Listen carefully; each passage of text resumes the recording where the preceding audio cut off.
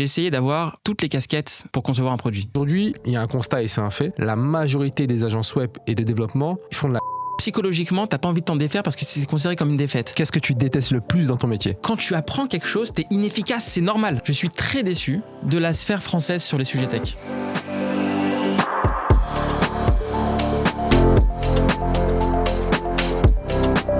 Bienvenue dans CTO in Shape, le podcast qui vous amène à la rencontre des esprits les plus brillants du monde tech. Je suis Mathieu Calaoui et chaque épisode est une invitation à explorer les idées et les innovations qui façonnent notre avenir. Bienvenue dans ce nouvel épisode de CTO in Shape sous le format iconique. Iconique pourquoi ? Parce qu'on reçoit un invité qui a retourné la table. On reçoit Michael Azerrad. Merci Michael d'avoir accepté de nouveau de nous rejoindre dans un épisode de CTO in Shape. Bah écoute, bonjour Mathieu, ça me fait toujours plaisir. On nous l'a demandé, on a mis quelques mois avant de pouvoir se préparer en fait et réorganiser nos agendas pour pouvoir faire ce podcast-là. Exactement. On l'a fait pour les personnes qui nous regardent, on l'a fait pour des personnes qui voudraient potentiellement encore avoir plus de data, plus d'informations, parce que le dernier podcast qu'on a fait ensemble, il a vraiment bien marché. Il a plu. Et je pense que ils sont restés sur leur faim. Ouais. Ils sont restés sur leur faim. Et je pense qu'aujourd'hui, on va essayer de débunker, retourner à la table de nouveau. C'est ça, il y a un peu plus de temps, un peu plus de réponses un peu plus percutantes et surtout des nouvelles questions aussi. Donc voilà, ça peut compléter complètement le précédent, je pense. Donc, carrément. Ce que je propose, c'est qu'on t'introduise pour les personnes qui te découvrent, pour le peu de personnes qui te découvrent, parce que la majorité des gens qui sont là, qui vont regarder ce podcast-là, te connaissent évidemment. Tu es un acteur majeur dans la tech en France depuis bien longtemps. Pourquoi ? Moi, c'est vraiment le pourquoi. Déjà, j'aimerais qu'on co-construise en fait cette partie en fait, et qu'on se demande pourquoi aujourd'hui tu es un acteur majeur en France dans le domaine de la tech, controversé sur certains sujets évidemment, et pourquoi on a fait un épisode iconique aujourd'hui et premier épisode où tu es l'invité. Très bien. Donc voilà, Michael Azerrad, j'étais présent dans le monde du dev. Enfin, j'ai commencé le dev, on va dire, vers 2004 environ. Donc voilà, je vous passe, pour aller voir sur ma fiche tout ce que j'ai fait comme parcours pour en arriver là. Aujourd'hui, je suis devenu solopreneur, c'est-à-dire que j'ai quitté le monde, on va dire, entre guillemets, classique de l'employé salarié, que ce soit dans des grands groupes ou dans des startups. J'ai vraiment quitté cette casquette et j'ai essayé d'avoir toutes les casquettes pour concevoir un produit. C'est-à-dire vraiment que moi, ce qui m'animait, c'était vraiment essayer de pouvoir avoir un monde où je m'épanouis vraiment, sans des contraintes qui sont souvent absurdes. Donc, dans la plupart des boîtes aujourd'hui, et c'est ça qui m'a vraiment motivé, c'est que je ressentais des absurdités à tous les étages. Que ce soit au niveau des énoncés, que ce soit au niveau des attentes, que ce soit au niveau du code en lui-même, que ce soit au niveau de ce que j'appellerais la méritocratie, c'est-à-dire qu'il y a des gens en fait qui étaient mis sur un piédestal alors que très honnêtement ils nuisaient au projet. C'est intéressant. Et des gens qui nuisaient au projet, considérés comme nuisibles au projet, et qui en fait avaient carrément propulsé le projet. Et tout le monde le voyait, mais tu étais quand même considéré comme étant nuisible pour le projet. Parce que dans ce milieu-là, il y a énormément d'aspects psychologiques, d'aspects d'ego, énormément. Et moi, j'étais pas trop fait pour ce monde-là. Moi, j'étais fait plutôt pour la méritocratie, on va dire cohérente. C'est-à-dire où tu prends 10 personnes, tu leur dis, est-ce que vous pensez que cette personne-là mériterait d'être bien considérée si elle a fait ça ? La plupart des personnes diraient oui. Hors travail, s'il n'avait pas quelqu'un derrière le dos pour être orienté dans la réponse. Et moi, je voulais ça. Je voulais vraiment quitter ce monde où le bug était... où le côté mal faire et bâcler les choses était mis sur un piédestal. Et moi, je voulais vraiment faire des choses vraiment nickel dans ma vie. J'ai choisi ce métier pour faire des choses bien. Donc voilà, et du coup j'ai tellement creusé les sujets, je suis tellement à la fond dedans, j'ai cru en moi que j'ai carrément vraiment popularisé pas mal de concepts en France. On parlait, tu nous as dit tout à l'heure que tu étais solopreneur, donc tu travailles à ton compte, pour toi, pour ceux qui freelance quoi, pour ceux qui connaissent pas ce modèle de travail.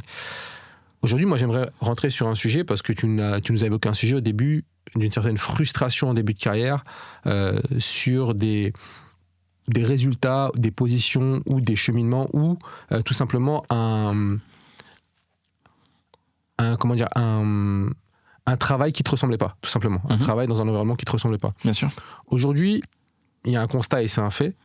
La majorité des agences web et de développement, ils font de la Ouais. Ils font de la merde. C'est-à-dire qu'en termes de qualité, ils sont mauvais. En termes d'organisation, ils sont mauvais. Ils sont très bons en référencement. Parce qu'on peut regarder sur Google, tu vas taper agence web et développement, tu vas avoir une flopée d'agences web d'agences web et mobile qui remontent.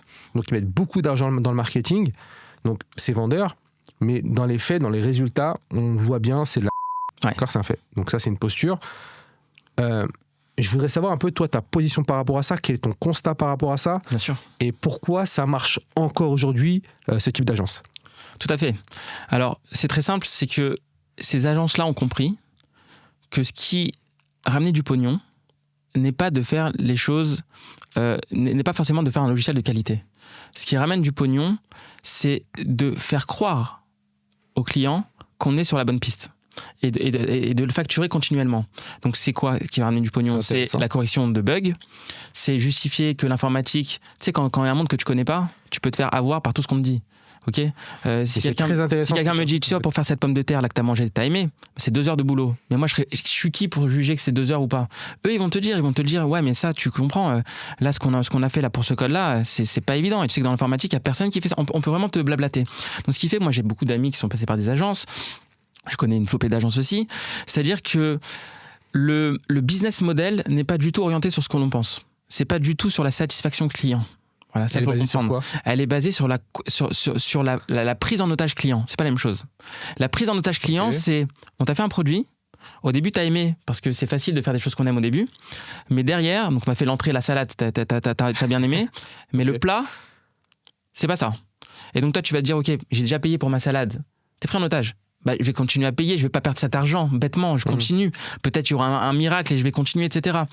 Les agences ont compris ce petit jeu. Du coup, elles vont profiter de cette prise d'otage pour te dire, bah, c'est très simple, on va sous-traiter de notre côté. Donc, c'est même pas nous qui allons faire le logiciel pour vous, messieurs, dames. On a tous les meilleurs discours du monde, mais on va sous-traiter avec des développeurs qu'on connaît peut-être même pas forcément. Donc, ils vont gagner sur les prix. Ok, donc ils vont sous-traiter avec des autres développeurs. Qui sont même pas forcément français. Ok, d'accord, qui sont pas forcément français. Dans des pays où justement c'est avantageux de. Ou pas forcément qualifié, parce que. Voilà. Ou pas forcément qualifié. À un moment donné, pour tirer les prix vers le bas, il faut tirer les prix quelque part. Donc il y a forcément une répercussion. Pas forcément qualifié, parce que comme je le dis, le maître mot n'est pas la qualité. Le maître mot, c'est la continuité. Et les agences, ce qu'elles veulent, c'est que tu payes continuellement pour ton produit, pas parce que tu rajoutes forcément des fonctionnalités et que ça cartonne, mais parce que justement, tu as envie qu'on corrige des gros bugs majeurs pour pas mettre tout le logiciel en carafe. Donc, ces profils-là, et vous verrez jamais de top profil dans la plupart des agences. C'est hyper intéressant ce que tu racontes, parce que je vais juste raconter une petite anecdote, une petite parenthèse par rapport à ce que tu viens de dire. J'ai eu cette expérience-là de travailler dans une agence, en fait, où j'ai personnellement travaillé avec un client qui a eu des millions de dépenses sur plus de 5 ans. Bien sûr. Pour laquelle j'ai travaillé directement, et c'était à travers une agence. Ce client-là, on a redéveloppé en fait leur produit. On a redéveloppé leur produit. Franchement, je te dis, on livrait 10-15 fois par jour, pas de bug, atteindre des objectifs, resignature du contrat. Enfin, c'est des millions, je te parle vraiment des millions. Le client, il a dit, ok, on a eu en 1 an et demi ce qu'on n'a pas eu en 5 ans. D'accord. Avec l'art, la manière, clé en main, ça marche. Enfin, bien sûr. Voilà, en assumant les conséquences des choix qu'on a pris il y a 1 an et demi. Il n'y a pas eu de turnover. Et on a été, pour le peu, on était 2, tagués, mais vraiment, et je ne sais pas si c'est un phénomène que toi, tu as ressenti, que d'autres constatent, on a été tagués de crafteux. C'est une insulte, hein. Attention, en agence, crafteux. On fait un podcast. Genre, t'écris trop de tests. Je sais. Le TDD, ça ralentit. Je sais. Alors qu'en fait, il y a. Marque des buts, tu marques des buts, mais derrière. Et c'est là où c'est insidieux, en fait, et je reviens sur ce que tu as dit juste avant, et c'est là où c'est intéressant. C'est pas leur fond de commerce de faire de la qualité et d'atteindre les objectifs. Bah non, ça se saurait depuis longtemps, sinon. C'est vraiment pas leur fond de commerce. Et c'est quelque chose qui m'a, moi. Mais c'est évident. Tant que tu le vis pas, ça te saute au visage et tu as une espèce de sentiment d'ingratitude. Bien sûr. C'est une approche commerciale qui a tout à voir à ce qu'on voit, par exemple, dans certains secteurs où il est fréquent d'avoir aussi des déboires, etc., dans le monde du bâtiment ou des mondes comme ça. C'est-à-dire qu'on va te mettre sur le papier, cette maison-là, 2 mois. Et dans les faits, ça prend 4, 5 mois, 6 mois. C'est très souvent. Ça veut pas dire, je respecte tous ceux qui sont dans le bâtiment, mais très fréquent quand on voit des émissions, comme on voit sur certaines chaînes de télé, etc., toujours les déboires, des problèmes qu'il y a entre prestataires et clients, très souvent, c'est ce genre de monde où ça ressemble beaucoup au monde du développement, parce qu'en fait, on te fait miroiter quelque chose sur lequel tu peux pas juger. T'as pas les compétences pour en juger. Tu sais pas si tu te fais avoir ou si c'est vraiment un miracle de tomber là-dessus. Donc on va te dire, ce projet-là, 40 jours. Et c'est avantageux. Parce que toi, quand tu as parlé à quelqu'un qui était Michael ou qui est peut-être Mathieu, il t'aurait dit non, c'est pas 40 jours. 40 jours, tu fais rien en 40 jours.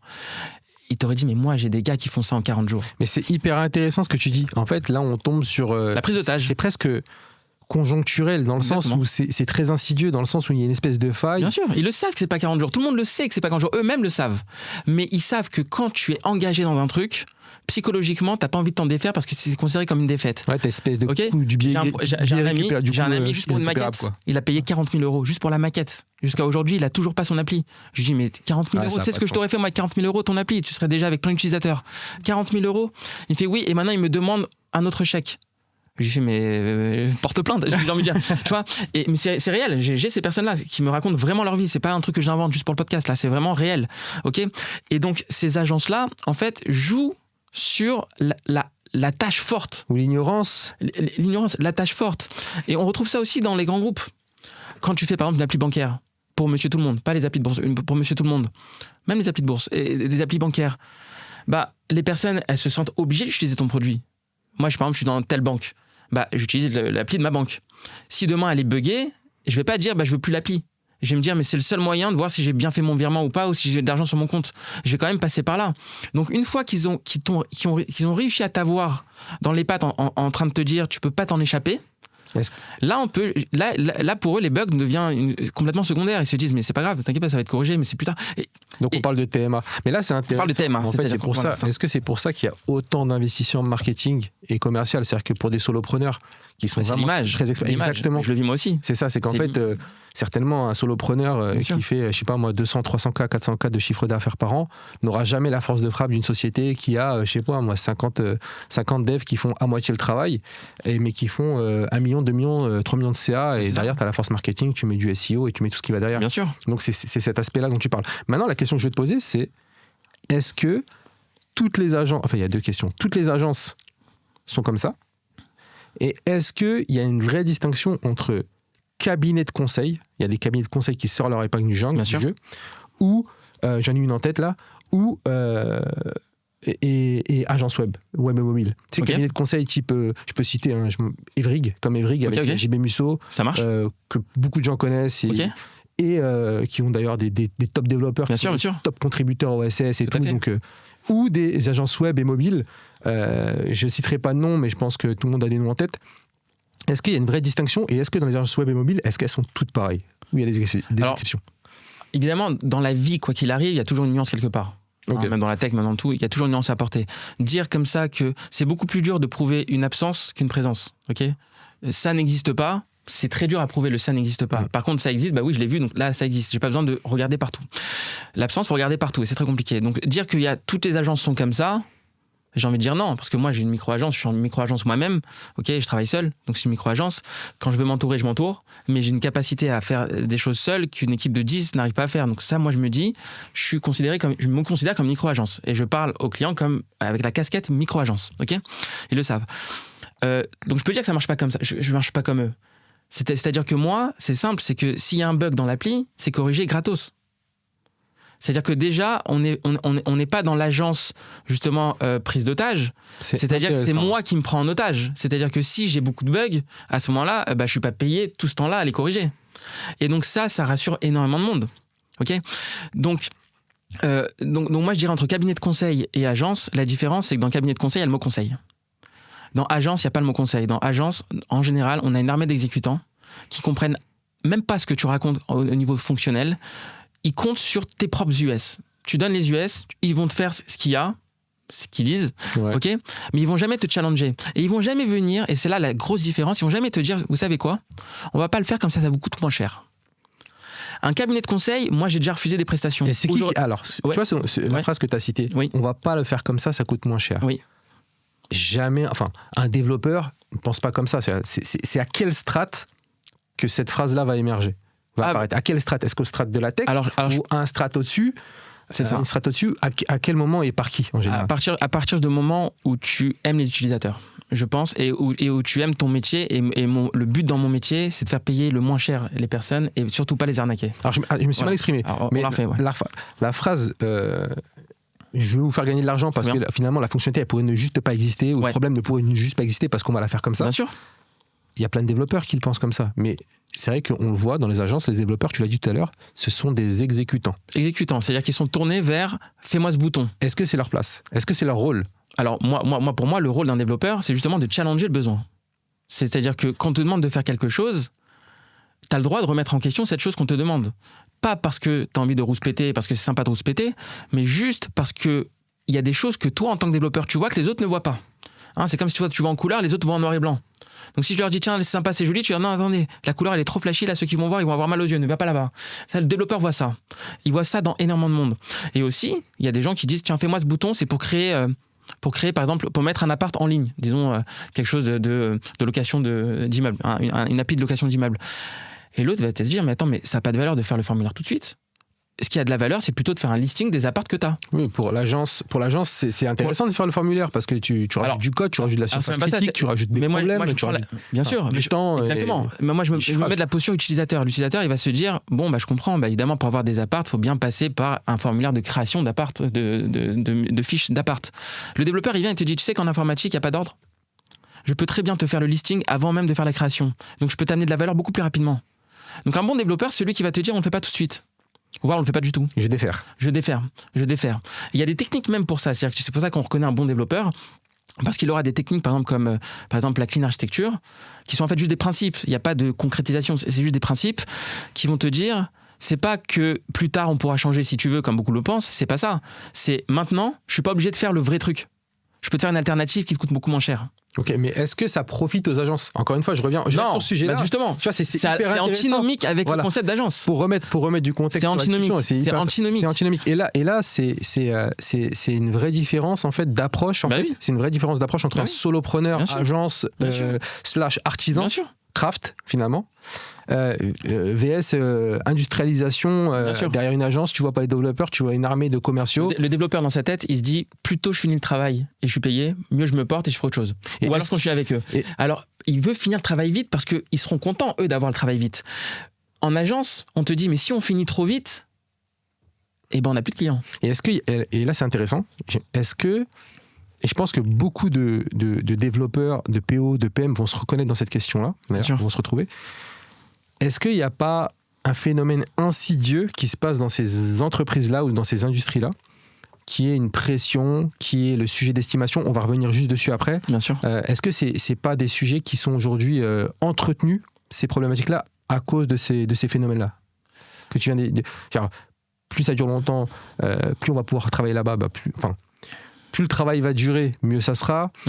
Plus il y aura du bug, mieux ça sera. Bien sûr. Plus on met de la feature, peu importe s'il en a besoin ou non, mieux ça sera. Ouais.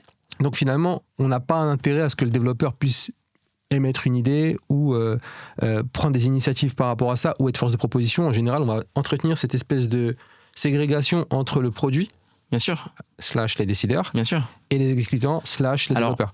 Alors, je vais essayer de répondre à ça, si j'ai bien compris. On m'a toujours reproché, quand j'étais le peu de CDI que j'ai fait de ma vie, j'ai fait 2 ans, ok, et shame on you. Voilà. Et la phrase qu'on m'a dit, c'est, et même après mes premières années de freelance, on m'a dit, ne dis jamais que c'est simple.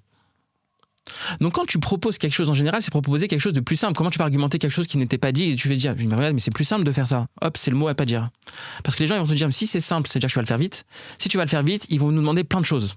Et nous on va être submergés parce que pendant que nous on a chiffré, qu'on leur disait qu'on faisait ça pendant 30 jours, en fait on a mis 10 jours les personnes et pendant ce temps-là cette même équipe va faire un autre projet qu'on a pris. Donc les agences cumulent les projets en même temps.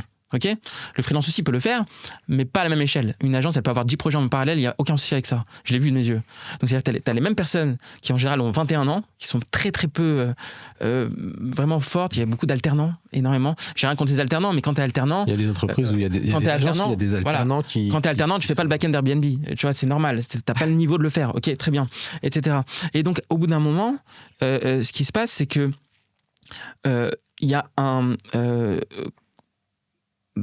eux, ce qu'ils vont cumuler, j'essaie de revenir sur la question, ce qu'ils vont cumuler, c'est le travail d'estimation est toujours au centre des intérêts, parce que c'est la première question que le client va poser. Le client va te poser, il va te dire comment ça va me coûter et combien de temps. Okay, tout client censé qui ne connaît pas le monde du dev va venir avec cette question-là. Il faut savoir lui répondre. On ne peut pas dire j'ai pas envie de te répondre. Si tu dis j'ai pas envie de te répondre, il ne peut pas comprendre ça. C'est comme quelqu'un qui toute ta vie, tu as insulté tout le monde et tout le monde trouvait ça normal, et tu insultes quelqu'un qui n'a pas l'habitude, mais il le prend très mal. Donc lui, il voudra cette réponse-là. Et il prendra très sévèrement quand tu lui dis « je peux pas te dire ». Tu peux pas dire ça. Il faut changer quelque chose dans la pratique pour pouvoir remplacer ça. On va revenir sur ce sujet d'estimation parce que c'est un topic. Est-ce que j'ai répondu à la question déjà? Carrément, ouais. Non, mais carrément. Tu as répondu et tu as très bien répondu d'ailleurs. Okay. Ce que je te propose, c'est que pour les épisodes de Si tu as une shape iconique, on a une chronique qui s'appelle les 30 secondes, 30 secs, d'accord, dans laquelle je vais te poser des questions et tu as 30 secondes pour répondre à ces questions. Sinon, il y a les lions, c'est ça? Il y a des lions. Ouais, Sinon, lâche les lions. Ouais. Ça marche. D'accord? Ça marche? Donc, let's go. Début de la chronique, les 30 secs. Ça a démarré là? C'est parti. C'est parti. Ouais. Comment tu pourrais convaincre un développeur qu'un développeur à 800 € est moins cher qu'un développeur à 400 €? Alors, je ne sais pas si vous connaissez toujours ce petit calcul qui est sympa. Si je te dis, si je te donne 1 euro tous les jours, pendant 30 jours, et que je double à chaque fois, donc le premier jour je te donne 1 euro, après je te donne 2 euros, et le fait de te dire je te donne 1 million d'euros tout de suite. Ou ça coûte 1 million d'euros tout de suite, ou alors je te dis non, ça coûte 1 euro, puis ensuite 2 euros. L'esprit humain va dire quoi? Ça coûte beaucoup moins cher de payer par 1 euro. Faites le calcul, regardez ça, faites juste la suite arithmétique et regardez le prix, ça explose les 1 million d'euros. Vous allez être surpris en 30 jours combien ça fait. Je crois que c'est même le milliard. Okay, donc, ce qui fait que l'esprit humain, en fait, il va se dire, si c'est moins cher tout de suite, sur la durée, ça va être moins cher. Et même sur une faible durée, ça va être moins cher. Et donc, le 800 €, lui, ce qui 5 secondes. Force, 5 secondes, il travaille par itération. Donc, il va te faire exactement pas de gâchis et c'est renable tout de suite. Celui qui n'est pas qui en général à 400 € ne sait pas travailler par itération dans le code, et donc ce qu'il va faire, c'est qu'il est en chantier le plus souvent, il pourra pas te montrer ce qu'il fait. C'est pour ça que pendant 6 mois il y a des gens qui disent on peut pas te montrer, on est en train de faire la base de données, ça, etc. Et donc il n'est pas capable en fait de montrer rapidement, que soit l'appliquer dans le mauvais sens l'utilisateur, pour l'utilisateur, etc.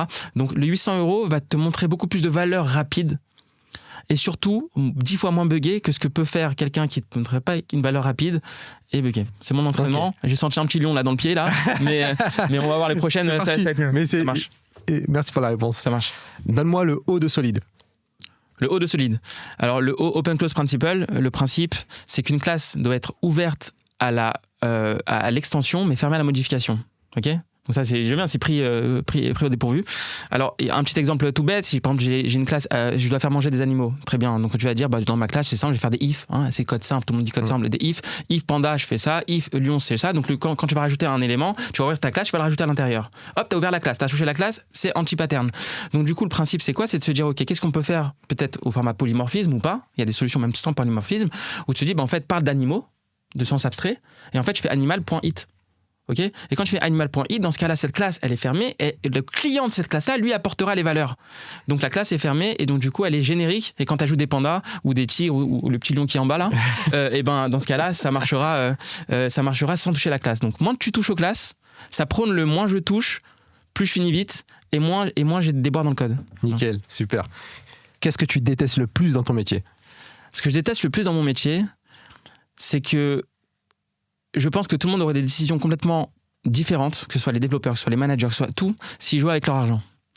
Et je pense qu'aujourd'hui, la plupart des gens, peut-être dans les grands groupes, ou des startups qui ont levé des fonds, des millions, etc., ils jouent pas vraiment avec leur argent. C'est comme le poker. Le poker, quand tu joues pas avec argent, tu mises des 2 et 7, il n'y a pas de problème. Tu dis, c'est pas grave, au pire, je gagne. Tu vois, tu fais des paris sur toi-même. Tu vois, tu dis, quand tu joues avec ton argent, bizarrement, si t'as pas une paire d'as, tu joues plus quand t'es débutant. Tu te dis, moi, j'aurais aimé que les gens comprennent, pour comprendre l'agilité, c'est vraiment, j'ai maîtrise dessus, j'aimerais que les gens jouent avec leur argent. Ils auront des décisions complètement beaucoup plus pragmatiques et beaucoup plus ingénieuses et beaucoup plus sensées que s'ils se disent, t'inquiète pas, on veut le faire comme ça, on sait qu'il y a des déboires, on sait qu'il y a des trucs, on tente le pari. Il y aurait moins de paris.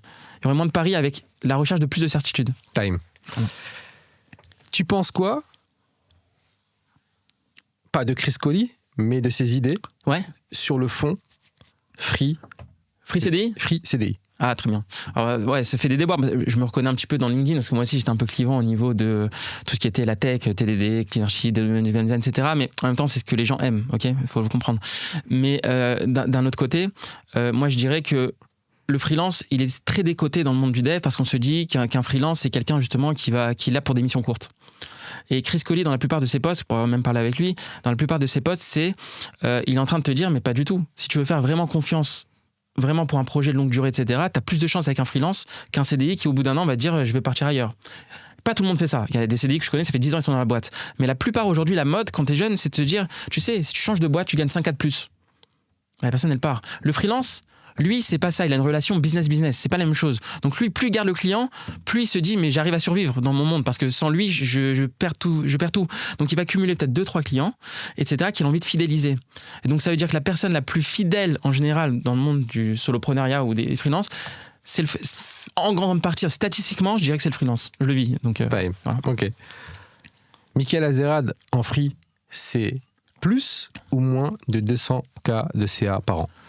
Alors, j'ai envie de dire, c'est plus. Voilà. C'est plus? C'est plus. Je vais pas dire plus de 300K, sinon ça vous rapproche. Ouais, c'est plus de 200K par an depuis quelques années. Et alors les gens me diront, ouais, mais il paraît qu'en free, tu perds tout. Non, en fait, quand tu regardes bien les comptes, etc., t'as quand même beaucoup plus qu'en CDI. Ok. Même que le top CDI. Ok. Donc ça peut-être. Alors je dis pas que, attention, c'est pas sans labeur, hein, je dors à 3h du mat les mecs, mais ce que je veux dire c'est ça peut donner l'envie au moins de regarder un peu de ce côté-là de cette ouverture pour se dire, il n'y a pas que développeur vers chef de projet pour gagner plus d'argent, des fois tu peux rester développeur et exploser. Merci. Time. Donne-moi la définition de DDD. Domaine Driven Design. Yes. Ok, c'est un ensemble de pratiques à la fois stratégiques et tactiques qui ont pour but d'épouser au maximum les subtilités et exigences en fait d'un domaine métier. Ok, dans un domaine métier, il y a beaucoup de subtilités. Ok, si je te dis par exemple, je peux pas mettre plus de 10 cartons ici. Bah, si je le prends à la lettre, si je mets un 11e, j'ai perdu. Mais tu peux dire par contre, attends, est-ce que j'ai vraiment pas le droit ou est-ce que j'ai le droit mais il y a un effet compensatoire qui derrière quelqu'un va venir plus tard prendre le carton et l'enlever. C'est pas la même chose, c'est-à-dire que derrière on va voir est-ce qu'on a une certaine asynchronicité de la consistance qu'on appelle eventual consistency par rapport à la consistency. Donc tous ces types de questions là qu'on va se poser en domaine du driven design pour essayer au mieux d'épouser au mieux les contraintes et les permissions que le domaine métier nous permet de faire, on les veut dans le code, on veut que le code transpire ça et on veut que l'organisation même des équipes, etc., transpire ces subtilités-là. Ok, Time. Merci parce que c'était pas facile. Hein. C'est des impros. C'est des impros. Le lion il m'a saoulé. Vous avez connu le rap impro, maintenant vous avez le dev impro. C'est le freestyle. C'est le freestyle, le dev impro. Et tout de suite, non, ça marche. Forfait ou régie? Alors c'est délicat, c'est-à-dire que on va dire régie c'est la bonne planque et forfait c'est plus pour exploser. Ok, on va dire ça. Au régie tu vends ton temps.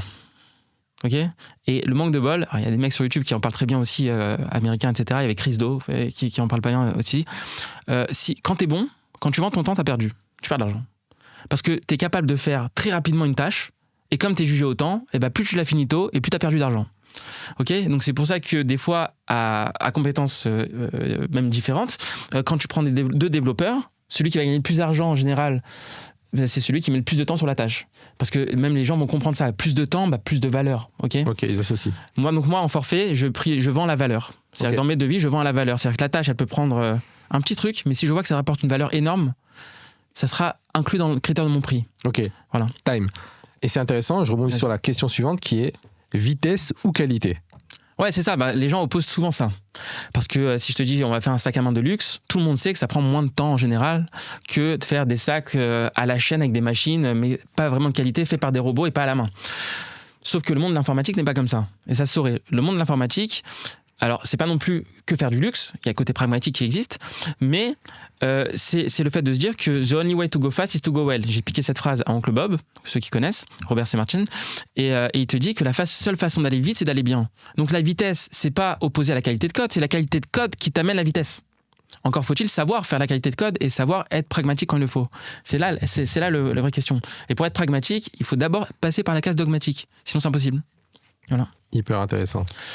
Si tu pouvais automatiser une tâche dans ta vie quotidienne, ça serait laquelle? Franchement, dormir. Je perds trop de temps à dormir. Non, je rigole. Ça veut dire que des fois, j'ai envie d'apprendre beaucoup de choses ou de passer plus de temps avec soit mes proches, des choses. Et donc, je me vois, des fois, je suis en train d'approfondir un sujet, que ce soit même sur mon ordinateur ou peu importe dans la vie.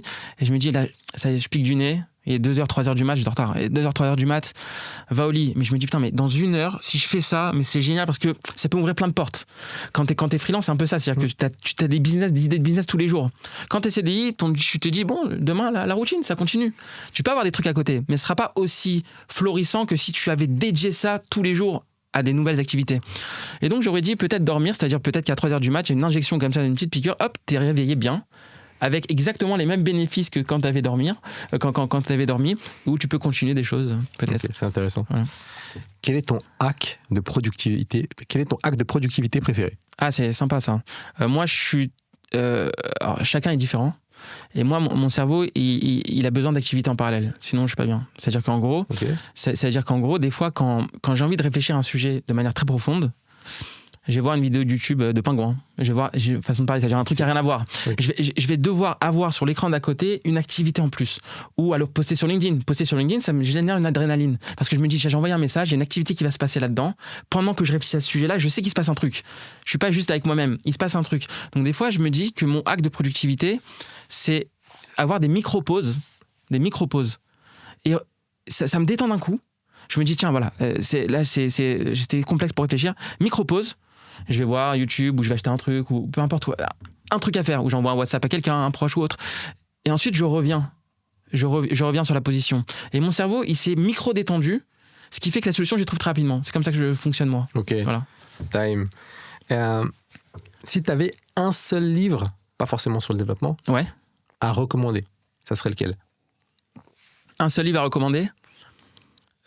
Sachant qu'il y a beaucoup de livres, donc dans le domaine de la tech, ça dépend vraiment du niveau de chacun et ce qu'il recherche. Ok.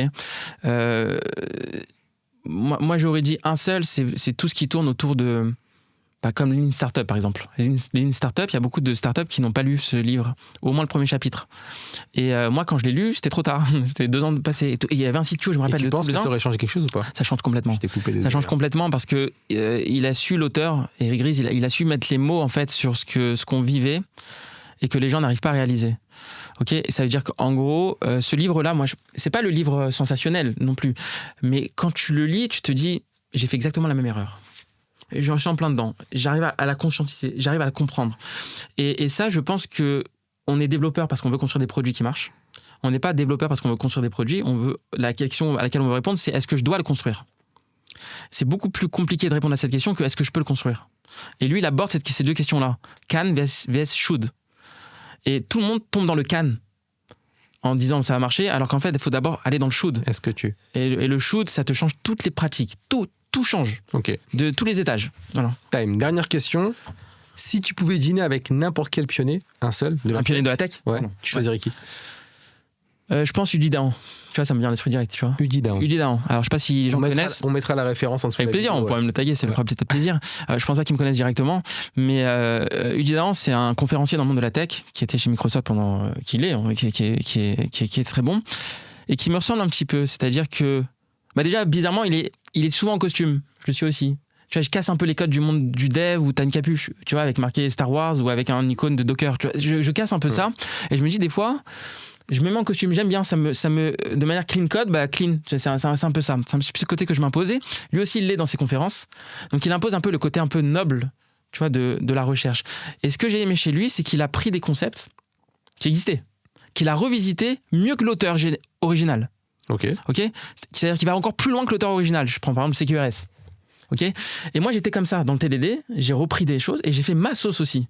Et dans ma sauce, je juge qu'elle est plus efficace que ce qu'on proposait à côté. Et j'ai pu la divulguer dans mes formations ou autres, etc. Et les gens jugent aussi que c'est efficace. Et donc je me dis, je suis content d'apporter la clean architecture. Dans le front, c'était pareil, personne n'en faisait. À l'époque, en 2010, 2011, personne ne connaissait ce terme-là. Ou alors, c'était hexagonal architecture, mais que dans le monde du bac. Là, j'ai arrivé à apporter ça dans le monde du front, et je crois, autour de moi, j'étais le premier. Même sur LinkedIn, on en parlait. Et alors, je ne mets pas forcément la casquette véracité, j'étais le premier, mais j'ai vu personne en parler. Et de mon analyse, avec les réseaux et tout ça, j'étais le premier à en parler autour de moi et à faire le bug dessus. Et donc, je me reconnais dans ce personnage qui lui aussi fait la même chose. Là, les lions, ils t'ont bouffé les chevilles, les genoux. C'est grave. Tant que j'ai les mains. Mais ouais. C'est ça. Mais merci pour cet exercice. C'était pas facile. C'est la première fois. La prochaine fois, je pense qu'on mettra 1 minute parce que 30 secondes sur ce type de questions-là, c'est vraiment hard. Ouais, c'est pas facile. Et t'as vraiment assuré. Juste pour rebondir sur ce que tu as dit par rapport à la clean architecture côté front, dans quelques semaines, voire un mois et demi, on aura un Situationship Technical avec un invité spécial dans lequel on va faire du reverse engineering sur un projet où on a implémenté une clean archi côté front avec Redux. Moi, je ne suis pas convaincu de l'utilité de cette pratique-là, mais on pourra en parler et d'ailleurs quand ça se passera, on pourra en discuter et pourquoi pas avec plaisir, autour de... Il faut savoir qu'il y a plusieurs visions de ça. Moi, il y a des gens qui disent je fais la clean archi de côté front et quand je regarde, je fais mais c'est pas ça. Alors, je juge pas, mais ça veut dire qu'en gros, il faut pas se dire il y a deux devs qui disent ils font de la clean archi qui vont avoir la même sortie, le même output. Ça se trouve, ça n'a rien à voir. Et moi, je sais que ma vision sur le sujet, elle est ultra profonde. D'ailleurs, quand je le vois, mes formations côté front sont plus élevées que côté back.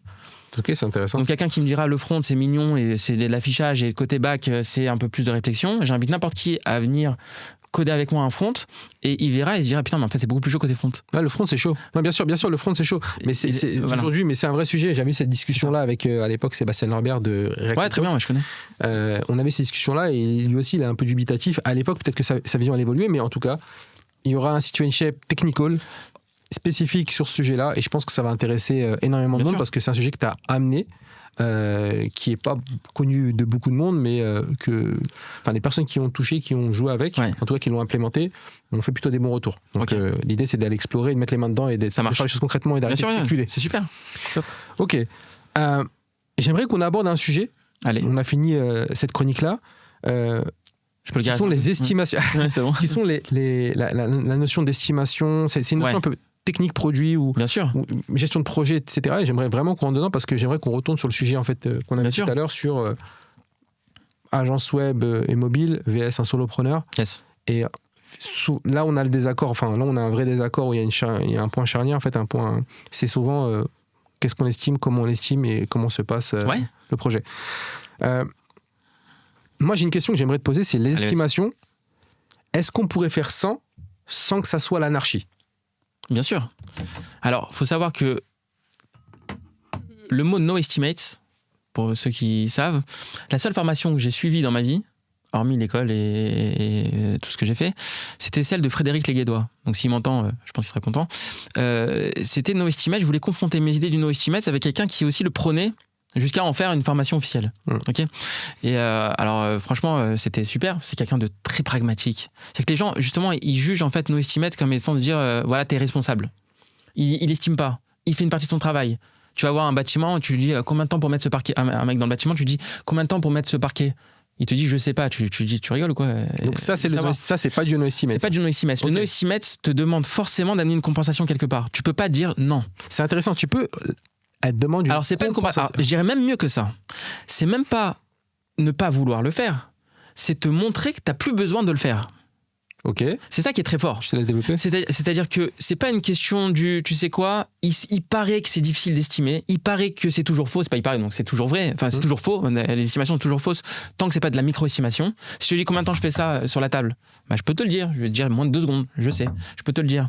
Mais si je te dis en combien de temps je vais réussir à faire la lettre à Élise et que ce soit compris par tout le monde qui vient en faisant ça et que tout le monde me dise c'est la lettre à Élise, je sais pas. Ça se trouve que je dois apprendre à le faire. Je vais prendre diplôme, je sais pas, peut-être qu'ils comprennent pas, ils ont jamais entendu la lettre à Élise. Donc je pourrais pas te dire voilà ça va être fini, tout le monde le saura et j'aurai réussi ma gamme.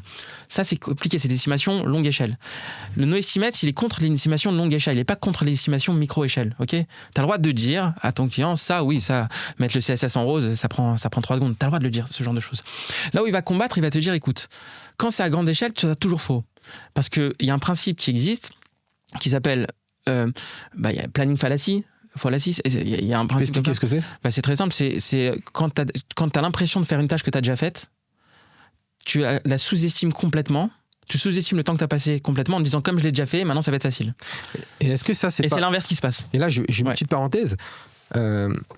Sur les projets au forfait. Sur les projets au forfait. D'ailleurs, j'aurai une question par rapport à ça d'ailleurs juste après. Très bien. Aujourd'hui, pourquoi aujourd'hui les agences web, mobiles, ces cabinets-là continuent ou vendent, dans quel objectif continuent à vendre des projets au forfait sur 6 mois, sur 4 mois, sur 1 an? Comment on peut s'engager et quelque part engager l'équipe, les engager sans qu'ils aient accepté finalement quelque part, sur des délais avec une timeline aussi loin en fait? Alors, c'est intéressant en fait. Alors, je vais d'où le biais? Est-ce que c'est volontaire, pas volontaire? Voilà. Je vais essayer de tout lier. Donc les estimations, c'est des devinettes. N'importe quelle personne sensée dans le monde qui a un peu de connaissance dans le monde du dev te dira, mais en fait, c'est des sornettes. Donc, c'est des sornettes pas à 2 jours près, à 200 jours près.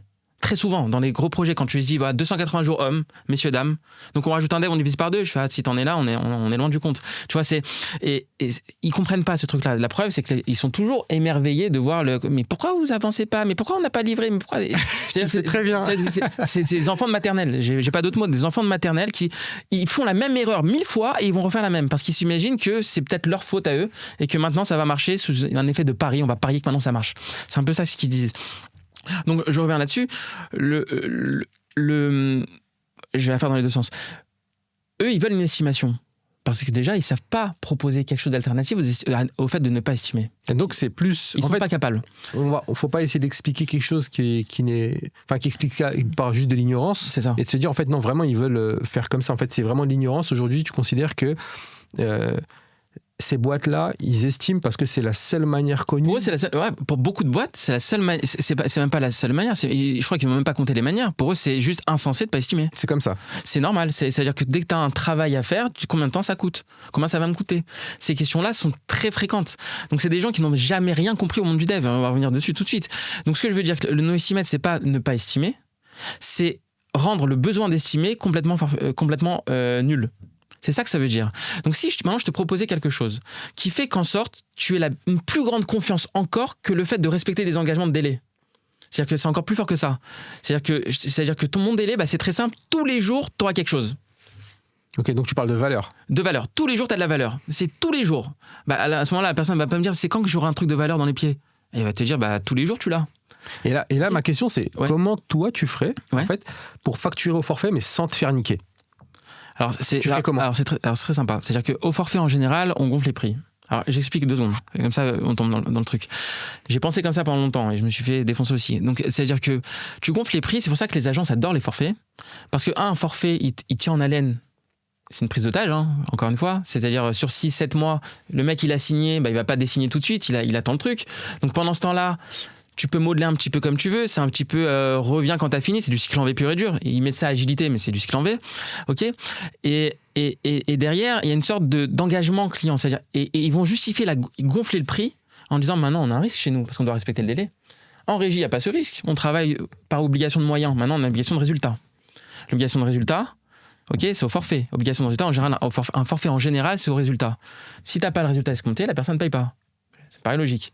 Si je te demande de faire le parquet, je peux limite te laisser un acompte, mais je te donne pas toute la somme si je vois que le parquet est bancal. Pardon.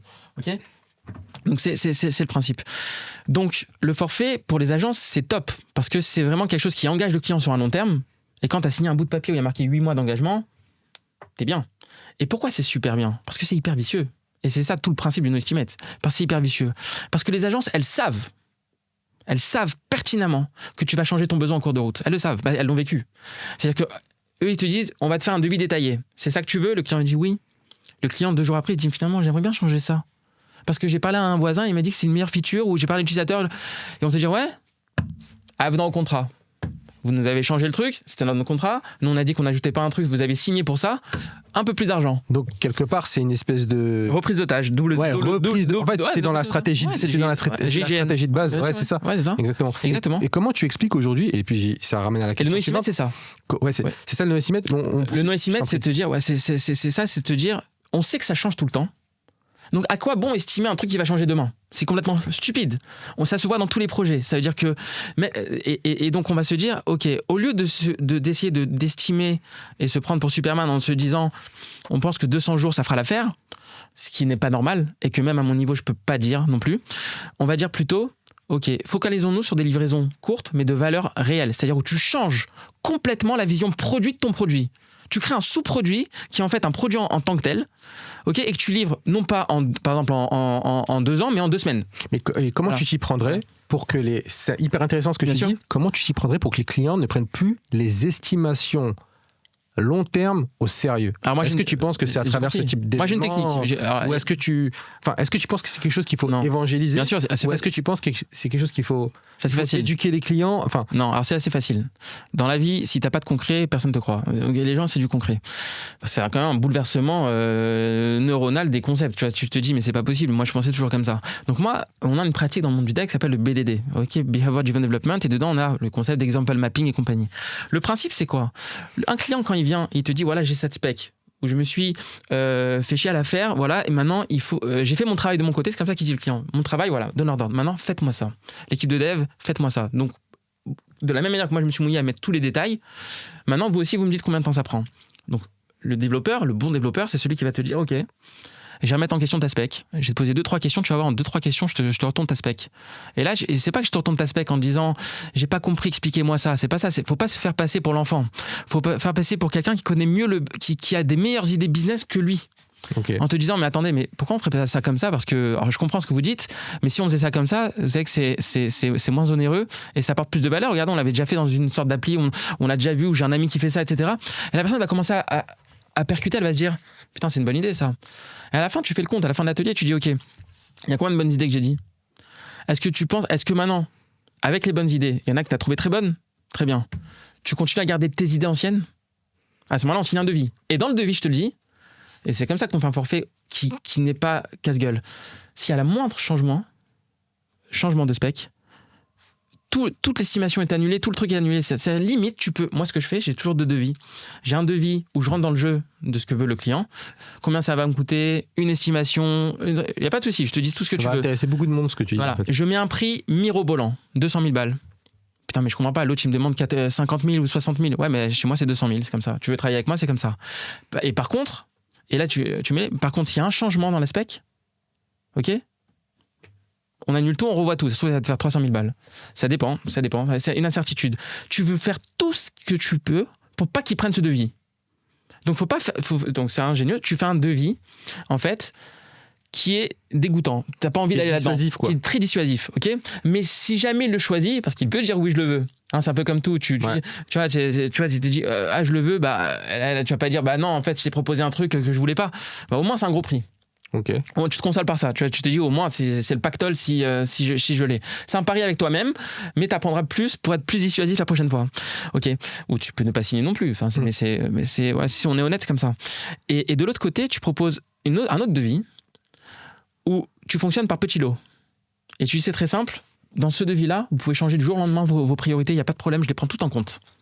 Tu offres une vraie flexibilité. Tu as une flexibilité incroyable. Ouais, c'est ça. Par contre, tu dis, on va fonctionner par lot et vous payez chaque lot. Et le lot, il dure même pas une semaine. Ok. Et dans cette semaine, je vous livre tous les jours. Ok. Et tu peux même jouer dans l'autre. Tu dis même pas que tu livres tous les jours. Comme ça, vraiment, il est dégoûtant l'autre devis. Tu sais, même toutes tes pratiques craft, tu mets pas. Voilà, l'autre devis comme ça. Et ce devis-là, tu dis, on peut changer du jour au lendemain, etc. Et donc, ce qui va se passer, c'est que tu vas te dire. Tu vas faire un calcul de maths dans ta tête et tu vas te dire, ok, si je lui mets un gros prix là-dessus, il va fuir parce que dans sa tête, il n'a pas encore compris que ça va bien se passer. Est-ce que tu comprends, j'aimerais juste te challenger sur une chose. Est-ce que tu comprends qu'un client dit, ok, la deuxième solution, j'accepte, ouais. Okay, mais j'aimerais avoir un point de chute.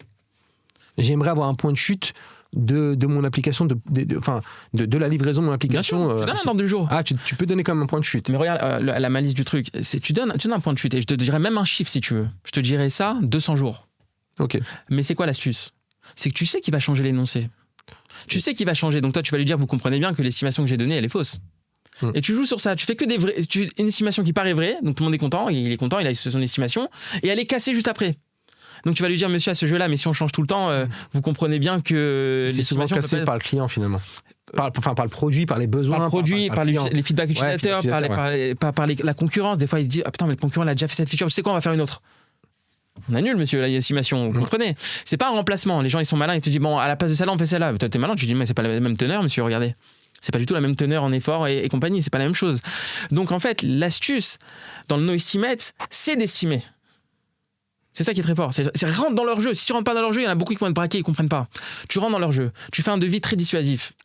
Ok, où tu mets bien en mention, tu dis écoutez, je vous corrige n'importe quel bug que vous voulez, s'il y en a, il n'y a pas de problème, ça c'est ta tâche technique, il n'y a pas de problème, ça je le fais, je le dirai toujours.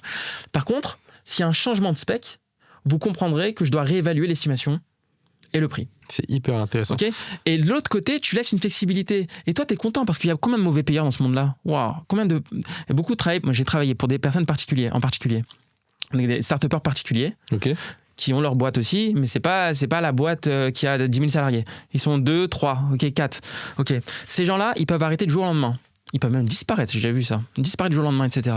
Le fait de faire des petits lots, t'es au moins engagé et une perte d'argent potentielle sur le petit lot. Ouais. Donc t'es payé, tu continues pas tant que t'es pas payé. Donc tu prouves en même temps que c'est un bon payeur. Alors que quand il y en a qui signent un devis sur 8 mois, bah c'est très délicat parce que la personne va jamais te dire il y a toujours un truc comme quoi il va te justifier que c'est pas fini. Ah, Michael, on s'était mal compris, mais là tu comprends, etc. Là, il pas ça. Quand tu fais des petits et dans ta tête, tu vas être très empathique naturellement. Bon, ok, je vais lui faire, c'est pas grave, ça fait 3 jours de plus, on est passé après, et tu vas perdre de l'argent comme ça parce que tu vas pas être payé. Tu vas travailler en plus, quoi. Quand tu fais des petits lots, la personne, elle te dit je dois payer maintenant dans une semaine. Ok, alors attends, je vais me concentrer sur l'aspect là. Mais l'aspect que de ça. Et pas les specs détaillés. Je lui demande pas comment on va le faire techniquement. C'est quoi l'objectif? Et c'est toi, en tant que dev, qui dois amener la solution que tu veux proposer à ça. Mais au moins, il va se forcer à se focaliser là-dessus. Et donc, il va essayer d'avoir le moins de conflits de quiproquos en général. Et là, il va se dire, OK, on s'occupe de telle fonction, positionner un micro, très bien, pas de souci. Alors, viens, on le fait bien. Viens, on fait un atelier de 2 heures juste sur ça. Voilà, et c'est ça qui est bien. OK. Avant de passer sur les sujets plus pratiques, exécution, parce que là, c'est un peu la transition naturelle vers laquelle on va aller. Bien sûr. Aujourd'hui, ce que tu as évoqué, je suis totalement d'accord et je pense que beaucoup de personnes se reconnaîtront dans ce que tu as dit et je pense que ça a énormément de valeur en plus. OK. Alain Olub, pour ceux qui le connaissent, je mettrai la référence en dessous, le dit, apporter ce type de shift dans le mindset des clients, c'est très compliqué de le faire dans des grosses organisations. Très, très compliqué parce que tu as des strates et je reviens encore une fois dessus, c'est pas pour taper sur les agences, mais j'ai envie d'être très factuel, c'est-à-dire que cette flexibilité-là, aujourd'hui, tu peux l'avoir parce qu'aujourd'hui, tu es solopreneur et que finalement, tu fais tout dans l'intérêt du client et aussi dans ton intérêt, évidemment. Mais l'idée, c'est pas de te mettre dans l'inconfort et d'engager le client dans un inconfort aussi. Mm-hmm. Aujourd'hui, c'est faisable à ton niveau, c'est faisable dans des groupes, dans des boîtes de consulting, mais est-ce que tu penses que c'est faisable ou est-ce que tu penses que c'est un intérêt d'être fait? J'insiste bien sur le fait d'intérêt d'être fait dans des agences web, mobiles, dans les agences typiquement qu'on a en France. Est-ce qu'il y a un intérêt? Bien sûr.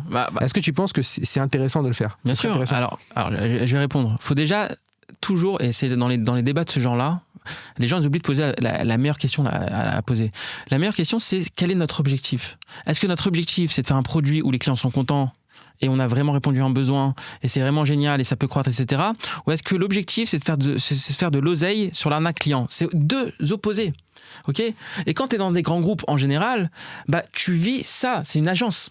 C'est une big agence. C'est-à-dire qu'en gros, derrière, moi on me l'a déjà dit, Michael, tu sais que ton code, il n'y a pas assez de bugs. Je l'ai vécu, et droit dans les yeux.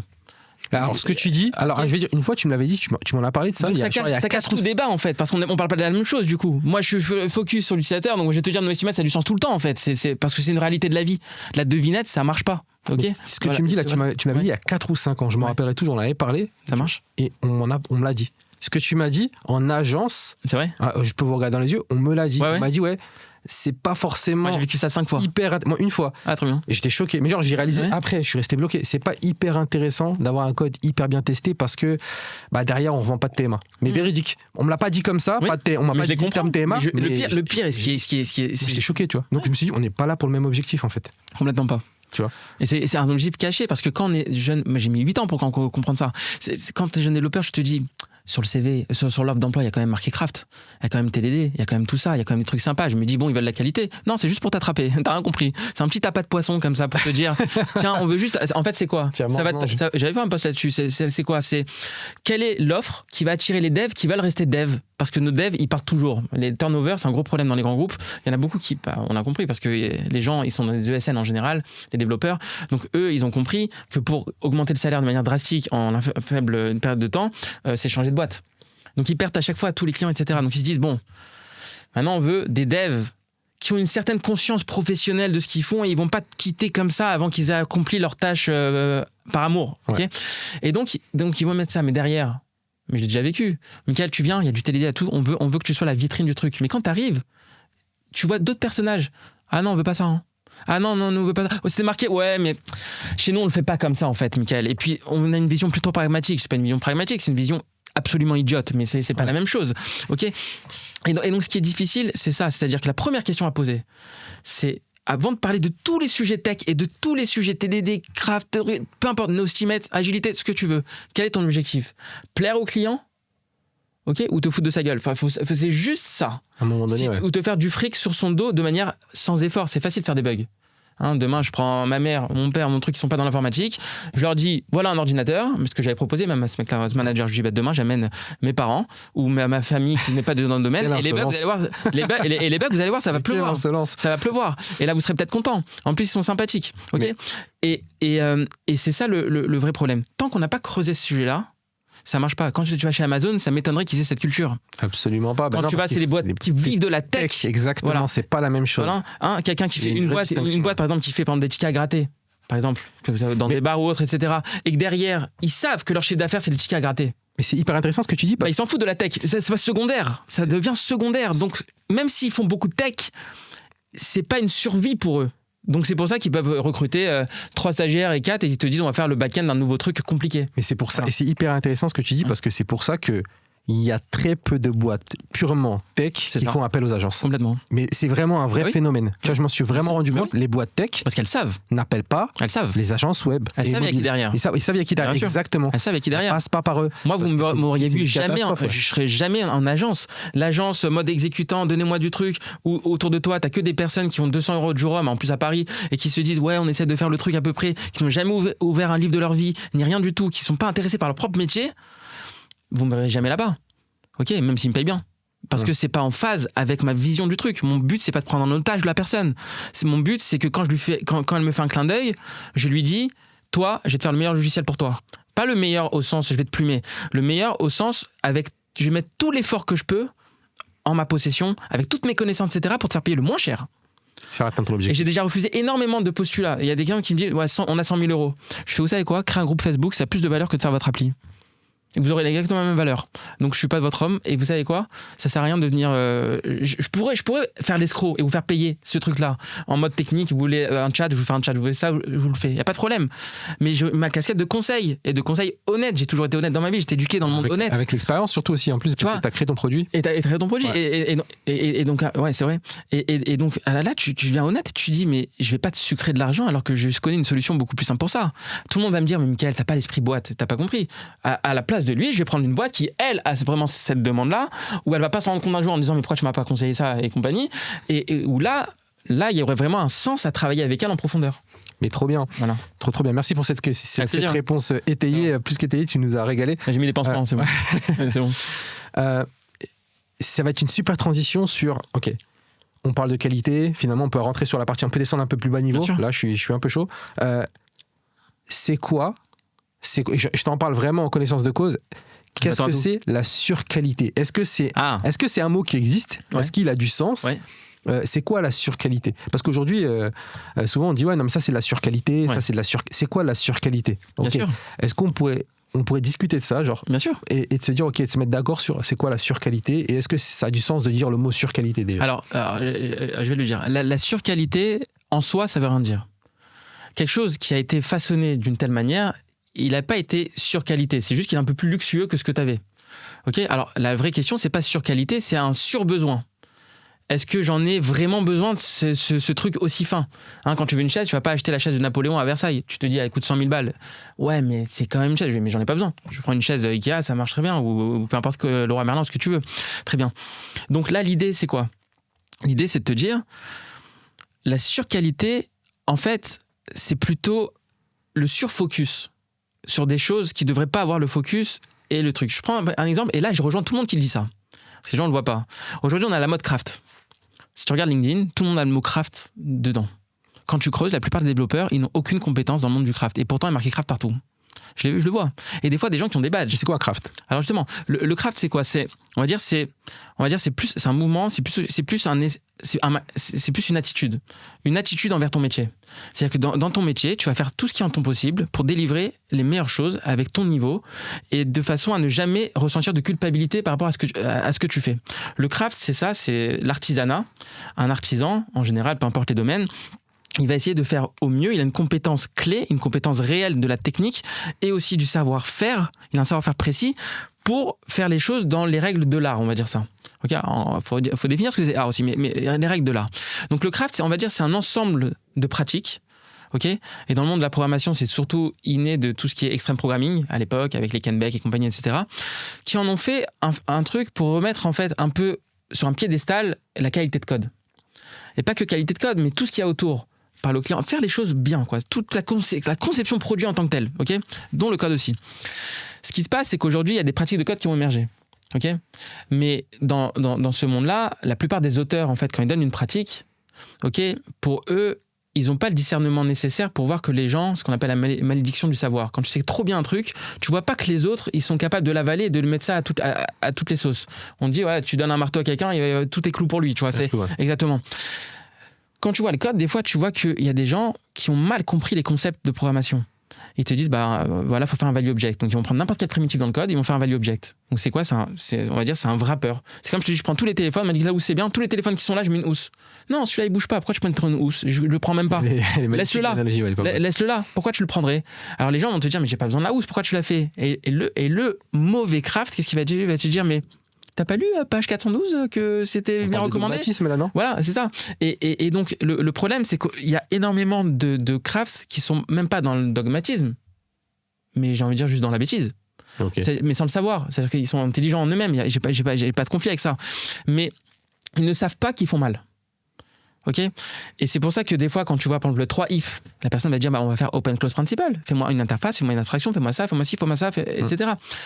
Dans les faits, philosophiquement, il a raison, mais il y a 3 if. Il n'y en a pas 4, il n'y en a pas 5. Tu fais ça quand il y a une variable dynamique de if. Justement, c'est pour empêcher le fait d'à chaque fois ouvrir la classe pour remettre ton truc. Mais quand tu as 2-3 if, mais putain, mais laisse les 2-3 if. T'as pas besoin de venir et te dire, attends, on va faire une classe abstraite avec un décorateur, un visiteur, et de mettre tout ce que tu connais, tous les marteaux là, ouais. et tu mets tout ça. Ça, c'est vu par les gens comme étant mal, et je suis d'accord avec eux. Et moi, j'en ai vu des gens comme ça. Je pense que c'est un manque de pragmatisme, de stoïcisme, enfin, non, c'est un pragmatisme, de détachement. C'est un manque d'expérience. Manque d'expérience. À la fin, quand tu fais ça, c'est un problème très humain finalement. Tout ça. Moi, j'ai fait ça aussi. Ok, on a tous commencé comme ça. Quand j'ai découvert Domain Driven Design en 2010. Ok, ou 2009 même, c'était un peu ça. Je me suis dit, un value object, c'est ça. Et puis après, tu rentres dans les cercles vicieux, tu dis, les variables immuables, c'est sympa. Toutes mes classes en Java vont être final, toutes. Et tout, je vais faire ça. Et maintenant, à chaque fois que je vais faire une classe, je vais faire un builder. On sait jamais, peut-être j'ai besoin d'un builder. Parce qu'il paraît que c'est bien. Et à la fin, tu fais un constat au bout d'un an. Mais ça m'a pas servi, en fait, ces trucs-là.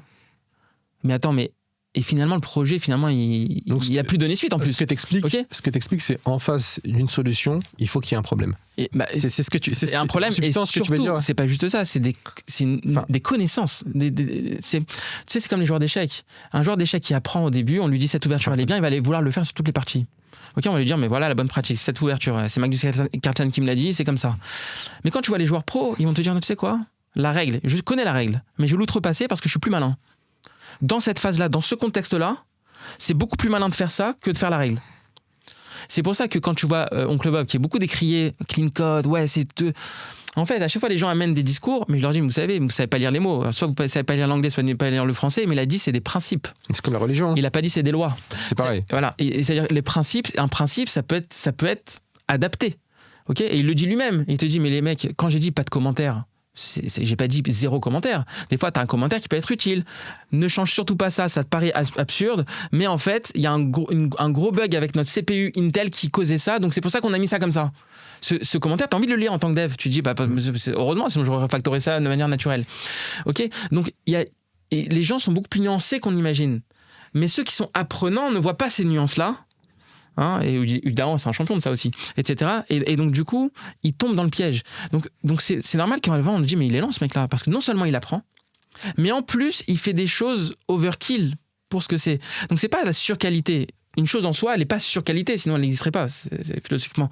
Mais ça veut dire quoi? Ça veut dire qu'en gros elle est hors sujet. Ouais, elle est hors sujet, ouais, c'est ça. C'est hors sujet par rapport aux besoins. Il n'y a pas de problème en fait par rapport à ça. Okay. Voilà, c'est exactement. Alors, c'est intéressant parce que j'aimerais tirer le fil d'un sujet qui est assez tendance aussi actuellement et qui l'est depuis un moment, et finalement il n'y a jamais vraiment trouvé de une vraie discussion, ça a toujours été beaucoup de spéculation autour de ça. Okay. La qualité en start-up. Et surtout en start-up, parce qu'en start-up, il y a de l'enjeu, il y a des idées, il y a de l'argent. Aujourd'hui, tu as des écoles, enfin, je vais prendre les deux écoles les plus opposées, c'est faire en sorte que ça marche et tu t'en fous comment. D'accord ? Bien sûr. Et tu as ceux qui vont dire non, il faut faire les choses bien et faire en sorte que ça marche. On retombe dans le même débat. Voilà, c'est ça. Est-ce que la qualité, elle a sa place en start-up et quelle place ça devrait avoir ? Tout à fait. Est-ce que le concept que tu as évoqué juste avant, c'est capable d'utiliser la qualité mais de manière efficiente, bien sûr, de savoir aller casser les codes, d'être créatif finalement, est-ce que en start-up c'est quelque chose qui devrait avoir du sens ? Est-ce que ça devrait être pratiqué ? Alors qu'à côté, t'en as qui prônent le chaos, ils disent non, mais il faut une certaine anarchie et chaos en start-up, il faut que ça tourne, il faut que ça marche, il faut que ça sorte, on s'en fout. On verra après comment on fera. Bien sûr. Alors, la priorité en start-up, c'est que ça sorte vite. Moi, je le cache pas, je suis passé à côté d'un gros rachat parce que j'étais encore dans la technique. Pas parce que j'étais lent, parce que je me disais que le produit n'est pas encore parfait. C'était ma première expérience dans le monde des startups 2011. Donc forcément, tu te dis, là, c'est pas pour la boîte X, c'est pour tout le monde. C'est un réseau social. Donc tu te dis, là, si tu te vautres tout de suite, c'est dommage. Il faut faire une belle valeur. Surtout que tu t'es mis sur un piédestal. Moi, je fais du clean code, moi, je fais des trucs, etc. Si ça plante, tout le monde te regarde. Okay. Donc tu rentres dans ces billets-là. On a dit tout à l'heure, que pour être rapide, il faut de la qualité. D'accord ? Mais est-ce que c'est adaptable à tout le monde ? C'est une grande question. Si tu sais pas faire, ne fais pas.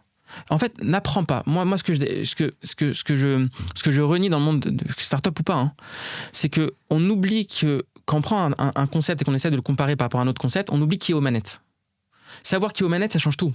Moi, vous me dites par exemple, mais Mickaël, tu sais qu'écrire des tests, ça dure plus longtemps. Je sais pas si vous voyez à la vitesse avec laquelle j'écris les tests, vous allez tomber par terre. Parce que c'est que dalle, à côté c'est 10 secondes, c'est que dalle, et derrière ça me fait gagner un temps fou. C'est surtout ça que j'allais relever, c'est surtout le temps que ça te fait gagner derrière pour pouvoir... Mais c'est pas à long terme, parce qu'un débutant il verra peut-être ça à long terme, mais un débutant qu'est-ce qu'il fait en général quand il va écrire son test ? Il va te dire pourquoi ça bug là ? L'assertion est bizarre là, je sais pas du tout. Qu'est-ce qu'on peut faire ? Mickaël il a des dons d'imitation. C'est ça, ah là là, putain, c'est fait chier. Attends, je vais demander à Oncle Bob, putain, il dort, il a 80 ans, c'est compliqué. Le truc et tout, ça va être ça. Ça veut dire qu'en gros, quand tu apprends quelque chose, t'es inefficace, c'est normal. Ok ? Donc si tu juges la pratique startup, où là c'est une course contre la montre en général, ok, où tu te dis faut être rentable le plus rapidement parce que déjà les mecs ils ont même pas l'oseille pour te payer, donc faut aller rapide. Non, faites-vous payer, attention, ne bossez jamais gratuitement, ok. Et donc à partir de là, tu verras quelqu'un il va te dire mais moi ça marche, moi je trouve que c'est pratique, c'est génial. C'est pas ça qu'il faut dire, c'est moi je sais faire, j'ai l'expérience de ça. Donc moi quand je le fais, j'ai aucun effort, mon cerveau il est automatique. C'est pas un effort que je fais, c'est-à-dire que je peux pas comparer à ma autre façon de faire où là je me dirais ouais c'est vrai que l'autre façon là je serais plus rapide. Certes peut-être avec des déboires et encore c'est pas dit, tu peux peut-être faire des super de beaux trucs sans aucune connaissance de pratique, ça existe aussi, ok, c'est très risqué mais ça existe, mais le principe c'est de savoir qui est aux manettes. Donc moi je dirais il y a plein de boîtes pour lesquelles je déconseille fortement le TLD, mais je leur déconseille. Pourquoi ? Parce qu'ils sont à des années-lumière de le palper. Pour le palper, ça demande trop de connaissances annexes qu'ils n'ont pas encore. Donc s'ils se lancent dedans en se disant mais c'est pour la qualité de code, ça va faire, non seulement ils l'auront pas, mais en plus de ça, ça va les rendre de statut quoi, devant leur code, en disant mais putain on délivre rien là. Va expliquer ça à leur manager, il comprendra pas. Lui s'il va dire, il voit quoi le pauvre, il connaît pas toutes ces finesses, il va dire quoi ? Le crâne que vous m'avez vendu c'est de la merde. Ok. Maintenant tu prends quelqu'un qui sait faire, et là il va te dire, il va même te vendre les concepts différemment que ce que l'autre t'a vendu. La clean architecture, les gens te le vendent comment, clean architecture ? Tu sais, à un moment donné, si tu veux changer de base de données, c'est sympa, tu peux le changer.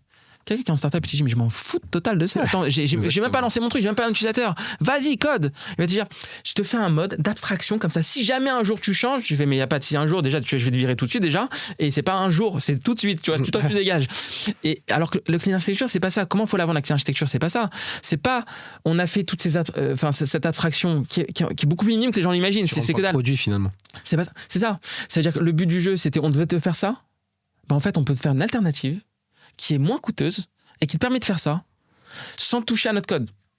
Donc ça veut dire qu'en gros, c'est l'art de moins faire. Exactement, c'est rentrer par le produit, par le business. Voilà, c'est ça. Ça veut dire que les gens qui me disent mais en clean architecture ou peu importe quoi, tu vas du coup créer peut-être des interfaces, peut-être des choses, ou pas, il y a plusieurs manières de faire, etc.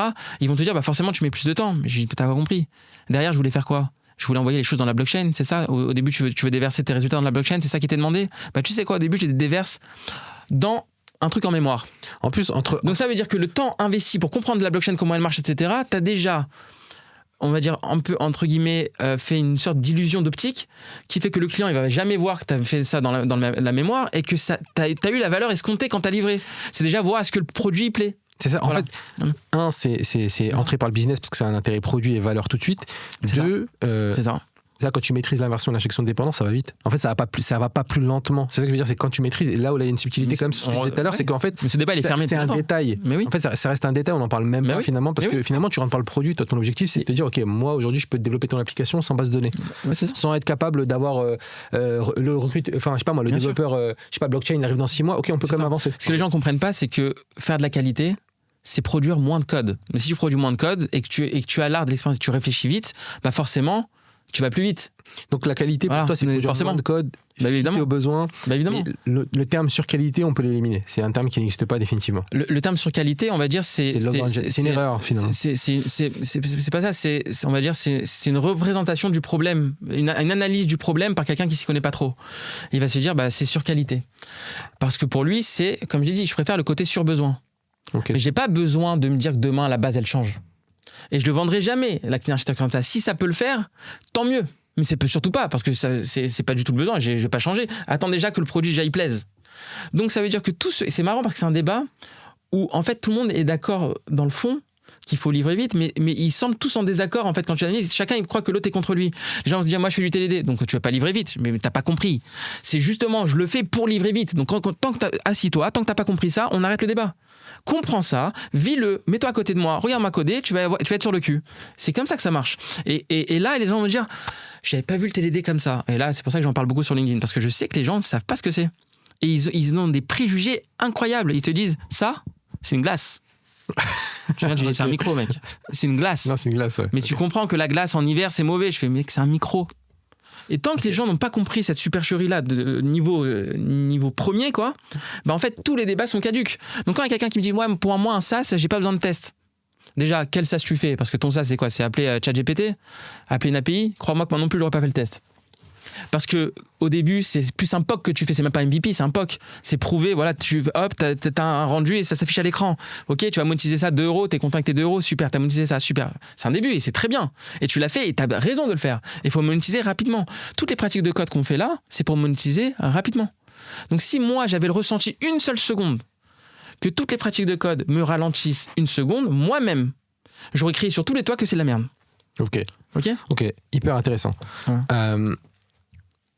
Ok, on arrive à la fin de ce podcast. On arrive au bout du podcast. Est-ce que dans les iconiques, ça c'est spécial parce qu'on donne 5 minutes en fait à l'invité. Ah, très bien. C'est-à-dire, est-ce que tu as un sujet on l'a pas prévu. On l'a pas prévu. Que tu aimerais aborder. Les 10 minutes sont à toi. Si tu as un sujet que tu aimerais aborder, tu dis voilà, moi j'aimerais parler de ma garantie zéro bug, j'aimerais parler de la clean archi côté front. Alors on peut parler. J'aimerais parler. Vraiment, tu peux. Tu as 10 minutes. J'ai 10 minutes. Voilà, on passe 5 minutes, mais 10 minutes à toi sur lesquelles on pourrait aborder un sujet que tu. Alors j'ai un petit sujet sympa. Ok. Réparer ma jambe, non, c'est pas ça du tout. C'est un petit sujet sympathique dans les 5 minutes. Il y a des gens qui me disent, Mickaël, tu parles beaucoup sur les réseaux. Je t'ai vu, tu as fait quelques conférences, mais en général, c'est pour des boîtes ou des trucs comme ça, etc. Je t'ai jamais vu dans un Devox ou dans un truc comme ça. Là, c'est intéressant. Ouais. Je t'ai jamais vu là-bas. Même dans les podcasts, finalement, vraiment. C'est ça. On te voit très peu apparaître. Dans les trucs officiels, un peu comme ça, par exemple, les journées React, les trucs comme ça, etc. On verra peu dessus. Pas parce que j'ai pas envie de me déplacer, pas parce que je suis pas sympa, parce que en fait, je suis très déçu de la sphère française sur les sujets tech. C'est personnel. J'ai rien contre les gens, évidemment. Les gens, je les adore et j'en parle avec eux.